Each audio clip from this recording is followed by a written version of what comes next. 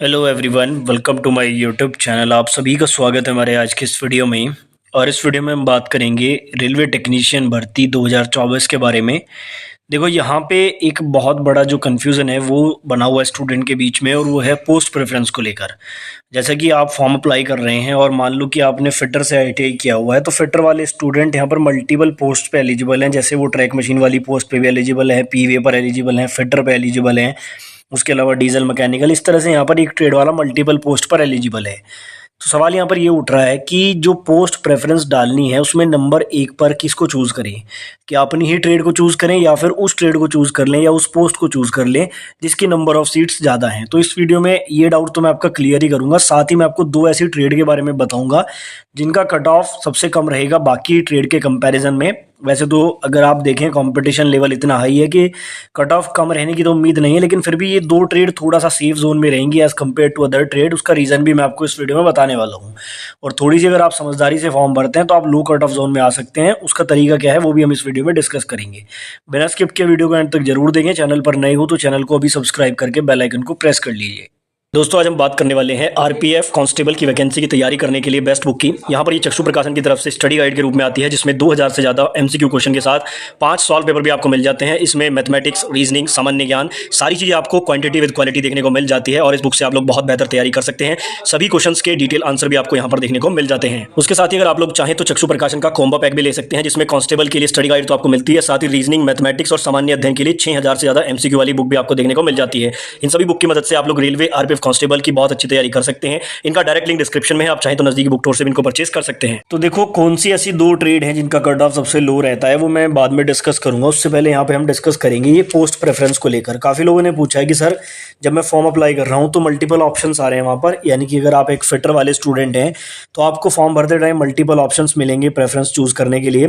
जैसे फिटर वाला student bridge वाली पोस्ट पर, कैरेज वेगन पर, डीजल मैकेनिकल पर, उसके अलावा जो है इलेक्ट्रिकल टीआरएस, फिटर, देन पीवे, उसके बाद जो है यहाँ पे ट्रैक मशीन, बहुत सारी पोस्ट पे वो एलिजिबल है।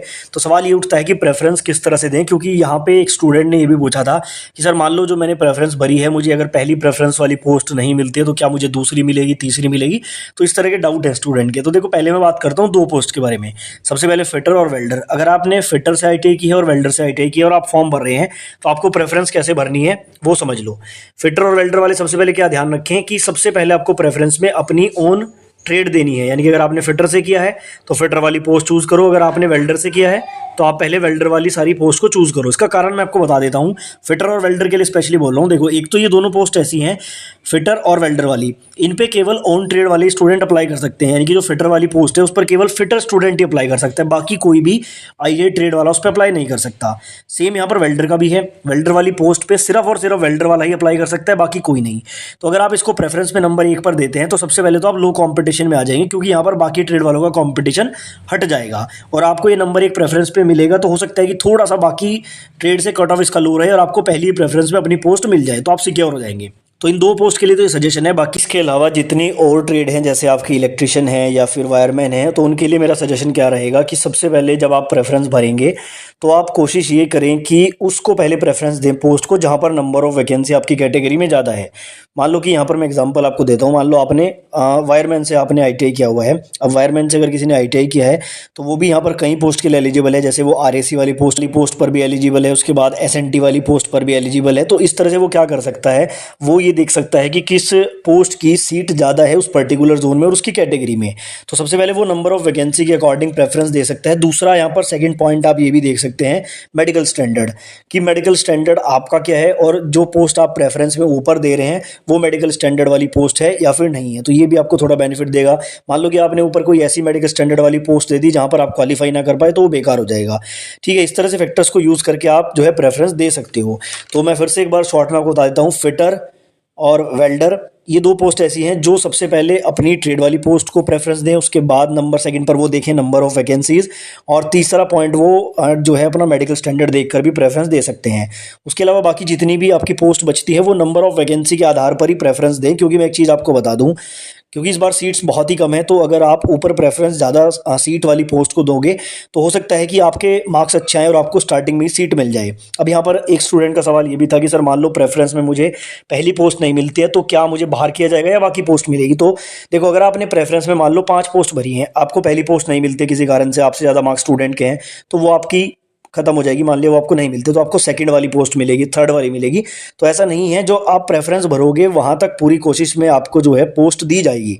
ऐसा नहीं है 1:1 में क्योंकि स्टूडेंट को लिया जाएगा तो स्टूडेंट फालतू तो नहीं होंगे। लेकिन अगर आप किसी पोस्ट को प्रेफरेंस में ही नहीं भरते हो तो फिर आप उस पोस्ट के लिए एलिजिबल नहीं रहोगे। ये आपका रेलवे का रूल भी है। तो आप प्रेफरेंस में सारी पोस्ट भरें, अपनी ट्रेड के अकॉर्डिंग देखकर भरें, अपनी कैटेगरी के अकॉर्डिंग वैकेंसी देखकर भरें और मेडिकल स्टैंडर्ड के अकॉर्डिंग भी आप पोस्ट भर सकते हैं। तो ये बेसिकली पूरा फंडा है पोस्ट प्रेफरेंस का। यहाँ पर आपको समझदारी दिखानी है। अब मैं बात करता हूँ 2 ऐसी ट्रेड के बारे में जिनकी कट ऑफ थोड़ी सी लो रहेगी। देखो, मैंने अपने चैनल पर अभी तक 6 वीडियो बनाए हैं टोटल, जिसमें मैंने 2018 की फिटर की, वेल्डर की, एसएनटी की, कैरेज वैगन की, ब्रिज की और डीजल इलेक्ट्रिकल की कट ऑफ दिखाई है। अगर आपने वो वीडियोस नहीं देखे हैं तो चैनल पे जाके आप देख सकते हैं। तो वहाँ पर आप लोग क्या देखेंगे कि मैक्सिमम जो कट ऑफ है वो एसएनटी वालों का है 2018 में, और वो इस बार भी रहेगा क्योंकि एसएनटी की जो पोस्ट है वो 12th वालों के लिए भी है और वो आपका आईटीआई वालों के लिए भी है। और साथ ही मैं एक चीज़ बता दूं, वहाँ पर एसएससी बैंकिंग वाले भी हैं, क्योंकि देखो 12th तो एसएससी बैंकिंग वालों ने भी किया हुआ है और वो 12th वाली पोस्ट पर अप्लाई जरूर करेंगे, तो वहाँ पर कंपटीशन हाई रहेगा। बाकी जो पोस्ट हैं उसमें आपके एसएससी बैंकिंग वाले नहीं आएंगे क्योंकि वहाँ पर आईटीआई रिक्वायर्ड होती है। तो अब उसमें जो है फिटर और वेल्डर 2 पोस्ट ऐसी है जहाँ पर कंपैरेटिवली थोड़ा सा लो कट ऑफ देखने को मिला था 2018 में भी, अगर आप वो वीडियोस देखेंगे। और इस बार भी थोड़ा सा माइनर फर्क आपको देखने को मिल सकता है 1, 1.5, 2 नंबर का, क्योंकि ये दोनों पोस्ट ऐसी हैं जहाँ पर ओन ट्रेड वाले ही स्टूडेंट अप्लाई कर सकते हैं। वेल्डर पे वेल्डर अप्लाई कर सकता है, फिटर पे फिटर अप्लाई कर सकता है, और बाकी जितनी भी ट्रेड है या जितनी भी पोस्ट हैं उन पे बाकी सभी ट्रेड वाले अप्लाई कर पाते हैं। यानी कि एक पोस्ट पर 4 ट्रेड भी एलिजिबल हैं, 5 भी एलिजिबल हैं, तो वहाँ पर कंपटीशन थोड़ा बढ़ जाता है। तो फिटर वेल्डर वाले थोड़ा सा अगर प्रेफरेंस वगैरह ठीक से भरेंगे और चीज़ों को एनालाइज करेंगे तो वो थोड़ा सा सेफ कैटेगरी में आ सकते हैं। बाकी वैकेंसीज बहुत कम है तो ज़्यादा आप लोग उम्मीद ना करें लो कट ऑफ की। तो ये बेसिकली पूरा जो है पोस्ट प्रेफरेंस और जो है चीज़ें थी मैंने आपको बता दी हैं। अगर फिर भी कोई क्वेरी है तो आप कमेंट बॉक्स में पूछ सकते हैं।